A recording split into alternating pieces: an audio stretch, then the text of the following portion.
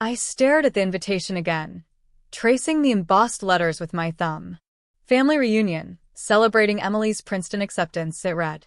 My fingers tightened around the silk of my blouse as the morning sun streamed through the apartment window, reflecting off the hardwood floor. I could hear the soft hum of the city outside, but inside, the quiet felt heavy, almost ironic. Here I was, a woman who had quietly built her own empire, yet the family only remembered Emily's triumphs. My phone buzzed on the counter. A message from Aunt Karen. Can't wait to see you. Don't forget to bring your best smile. I swallowed hard, the lump in my throat betraying a mix of resentment and amusement. They expected me to show up small, quiet, almost invisible. I took a deep breath, adjusting the cuff of my blazer. The scent of my coffee lingered in the kitchen, comforting me. I could almost feel their eyes imagining the struggling version of me, the one they had dismissed all those years ago. But this time, I wouldn't play that role. A flash of determination crossed my mind as I glanced at the skyline outside my window, my office, my company, my choices. Everything they didn't know. Everything I had built in silence. Today, their assumptions would collide with reality. And for the first time, I would watch them truly see me. I remember the night as if it were yesterday, though it had been more than a decade ago. I was 19, sitting on the worn leather couch in my parents' suburban living room, clutching my acceptance letter to a scholarship program in New York. My hands were trembling so badly that the paper bent under my grip. Emily got in too. My cousin's voice chirped from across the room, full of excitement. My parents barely looked up. She's going to Princeton, my mother added, almost as an afterthought, her eyes flicking over me like she was noticing a shadow in the corner of the room. I got a full scholarship too, I whispered, my voice small, hoping for a flicker of pride, encouragement, anything. But it never came. Instead, I was met with polite nods and a swift change of subject. The conversation slipped away from me, as if my achievement didn't matter, as if I had already been written off. I felt the sting deep in my chest, the lump in my throat, the way my hands shook. The rejection wasn't verbal. It was in the glance they refused to give me, in the quiet dismissal, in the lack of applause. That night, I sat on the edge of my bed, staring at the framed photo of my grandmother on the nightstand. Her words came back to me, soft but firm, like a warm hand on my shoulder. You don't need their approval, Emily. You have everything you need to make them notice one day, but only on your terms. She had given me a silver bracelet that night, simple, engraved with the word persist. I traced it with my finger, feeling its cool metal against my skin, a talisman against doubt. It was the moment I decided to walk my own path. Alone if I had to. I packed my bags the next morning, leaving behind the whispers, the comparisons, and the invisible weight of their expectations. That silver bracelet became my constant reminder. My worth was not tied to their recognition. It was mine to define, to build, and one day, to reveal on my terms. I promised myself then, in the quiet of that night, that I would never let their judgment define me. I would rise, quietly, deliberately, and they would only see what I allowed them to see. I left that small town behind with nothing but a suitcase, my scholarship, and the silver bracelet glinting on my wrist. New York was overwhelming. The streets smelled of ambition and coffee. The sidewalks teemed with people who were chasing dreams far bigger than mine, but it was intoxicating. I enrolled in classes, juggling 3 part-time jobs to make ends meet, and every night I studied until my eyes ached. I learned quickly that talent alone wouldn't carry me. I needed strategy, grit, and a stubborn refusal to let anyone define my limits. It wasn't easy. There were nights I cried into my ramen noodles, exhausted, questioning every choice. I remember one evening, after a grueling day of internships and paperwork, sitting in the dim glow of my tiny apartment, clutching my bracelet and whispering, "You were right, Grandma. I won't stop." That small, silver reminder of persistence became my anchor. Then came Maya, a seasoned editor at the publishing firm where I had started as a temp. She noticed my dedication, my ideas, the quiet fire that refused to dim. One late evening, She pulled me aside in the office break room, her voice soft but firm. Emily, you have vision. Don't let anyone tell you otherwise. If you want it, I can help you get there. Her mentorship was a revelation. She taught me how to pitch clients, how to negotiate contracts, and most importantly, how to trust my instincts. Every success, though small, felt monumental. My first freelance project, a modest marketing campaign for a local startup, made me more money than I had ever earned. Then came my first big client, a national brand willing to take a chance on someone no one in the industry had noticed. Each win built on the last, a quiet crescendo of accomplishment. I invested wisely, saved relentlessly, and slowly, quietly, built a foundation strong enough that no family expectation could shake it. I posted carefully curated updates on social media, subtle snapshots of achievements that hinted at progress, but never the full story. My family saw glimpses, an article mentioned here, a small award there, but the truth, my empire quietly growing, remained mine alone. I learned to move in silence, to let my work speak louder than their assumptions.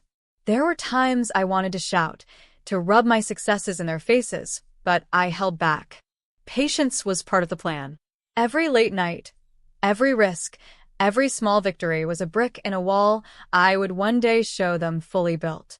And through it all, the silver bracelet never left my wrist. It reminded me daily that my path was mine to define, that persistence mattered more than applause, and that someday, when the time was right, they would witness not the struggling girl they expected, but the woman I had quietly become. The day of the reunion arrived, and I walked into the familiar hall with calm confidence. The room smelled faintly of perfume and polished wood, a nostalgic scent that tugged at memories I had long buried. I could hear the chatter, the laughter, and the excited whispers about Emily's Princeton acceptance. My lips curved into a polite smile, the one that said, "Yes, I'm here, but I am more than what you expect."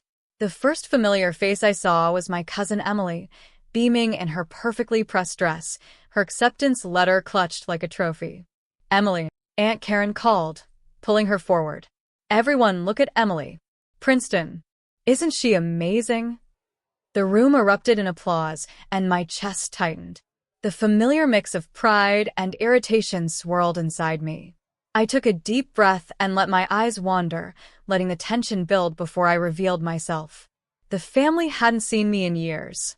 They expected the struggling girl, the one who left town quietly, the one they dismissed. But instead, they were about to see the woman I had quietly become. I walked in slowly, deliberately, my heels clicking softly against the hardwood floor. My tailored navy blazer, crisp white blouse, and perfectly styled hair announced my presence without a word. The room fell slightly silent as people turned to glance at me. Curiosity piqued. "Hi," I said smoothly, my voice calm, measured, but carrying authority. "It's been a while." I let the words hang for a beat, letting the silence do its work. I led them to my little corner of the venue, a small exhibition I had arranged. Framed articles of my company's milestones, letters from national clients, photos of international conferences I'd attended, awards subtly displayed on sleek tables. They saw glimpses of logos, names they recognized, but couldn't quite piece it all together. Then I smiled, and finally, I spoke plainly. "I don't just work in New York. I run a marketing consultancy that manages some of the largest brands in the country. My net worth is something I've built from nothing, and yes, I did it without needing anyone's approval. You all assumed I was struggling, but here I am." There was a stunned silence. Aunt Karen's hand flew to her mouth. My mother's eyes widened, glimmering with the shock of realization. Emily looked at me as if she had just seen a ghost, her smile faltering. The room felt heavy, full of unspoken guilt and disbelief. I let the pause linger, savoring the subtle shift in power. "Everything you thought about me, every assumption you made was wrong. And that's okay. Because while you were busy celebrating someone else's success, I built my own. On my terms." Their reactions were priceless in their authenticity, mouths opening and closing, whispers of "I had no idea" and "how," floating through the air. I didn't rush to fill the room with words. I let them absorb the truth, to feel the weight of their previous judgments. The small, silver bracelet glinted under the overhead lights, a quiet testament to the persistence that had brought me here. And in that moment, I realized something profound. I hadn't come to this reunion to compete, to seek approval, or to gloat. I had come to show them that I existed, fully, powerfully, and unapologetically. And now, they finally saw me. The room still hummed with the echoes of shock, their eyes flicking between me and the display of my achievements. For years, I had lived quietly, letting their assumptions linger. Now, the balance had shifted. I wasn't the invisible girl anymore. I was the one holding the map of this encounter. I took a measured step forward, letting my presence fill the room. "I came here not just to show you my life," I said, my voice calm but firm. "I came to make a choice about how we move forward." Aunt Karen looked uncertain, her eyes darting between me and Emily. My mother's lips pressed into a thin line, a mixture of pride and shame warring across her face. I let the pause stretch, letting the weight of the moment sink in. "I can help you," I continued, "but only if certain things change. No more dismissing someone's potential, no more comparing achievements, no more toxic patterns. If you want my support, it comes with conditions that encourage growth, self-respect, and accountability." I started with Emily. "I want you to pursue your studies with dedication, not for validation. Choose your path for yourself, not because someone else achieved something."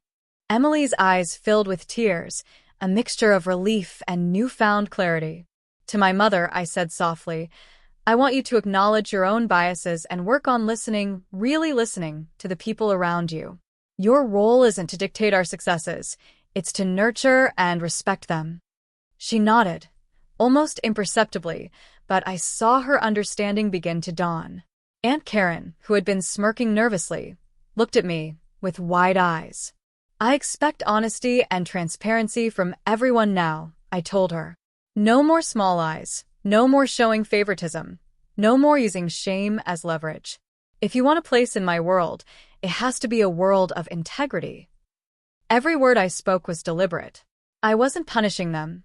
I was setting boundaries, creating a framework where respect and self-growth were non-negotiable. I let them absorb it, their reactions a mix of humility, guilt, and wonder. "I care about each of you," I concluded, "but I won't let old patterns dictate my future or yours. If you choose to follow these conditions, we can move forward. If not, that's your choice." The silence that followed was heavy, but it was different now. It was not the silence of judgment or dismissal. It was the silence of reflection, of realizing that the rules had changed. For the first time, I felt fully in control, fully seen, and fully ready to define my relationships on my terms. That silver bracelet caught the light again, a subtle reminder that persistence had brought me here. Not anger, not revenge, but the unwavering commitment to stand for myself and those I cared about under my own rules. Weeks passed after the reunion, and the shift I had set in motion began to take shape. Emily reached out to me with genuine questions about her own ambitions, her tone no longer coded in insecurity or the need for approval. She had started volunteering at a nonprofit and exploring internships aligned with her passions, rather than chasing accolades to fit someone else's narrative. My mother began attending my small, informal workshops, listening intently as I shared insights about leadership and personal growth.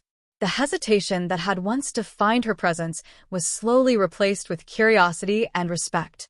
She asked questions, not to judge, but to understand, a subtle but profound transformation. Even Aunt Karen, with her habit of smothering and meddling, began showing signs of change. She called me one evening, voice hesitant but sincere. "Emily, I never realized how much I relied on comparisons to feel successful. I want to do better." Her words weren't perfect, but they were honest. That was enough. I often caught myself smiling at the bracelet on my wrist, now worn smooth with years of persistence and reminders of who I had become. It had witnessed every moment of struggle, every lonely night, every tiny victory that led to this place. It had silently held my resolve, my belief in myself, when no one else did. I reflected on the journey, not just the achievements, the bank accounts, or the international clients, but the growth of my own spirit. The girl who had once sat trembling with her scholarship acceptance letter was now a woman who commanded her life, her career, and her relationships on her terms. I realized that the true victory was not proving them wrong, it was proving to myself that I was enough, always had been, and always would be. The family dynamics didn't revert to what they were before, they evolved. Respect replaced dismissal, curiosity replaced judgment, and love, tempered with boundaries, replaced neglect. I had not only reshaped my own life, but subtly guided them to reshape theirs. And as I stood at my office window one morning, sunlight spilling over the skyline, I traced the silver bracelet with my finger and whispered softly, "Persistence always wins." That single word, simple yet profound, summed up years of struggle, triumph, and grace. I had arrived, not just to be seen, but to be heard, to be respected, and to finally live on my terms. And for the first time, I felt entirely free. Bottom of form,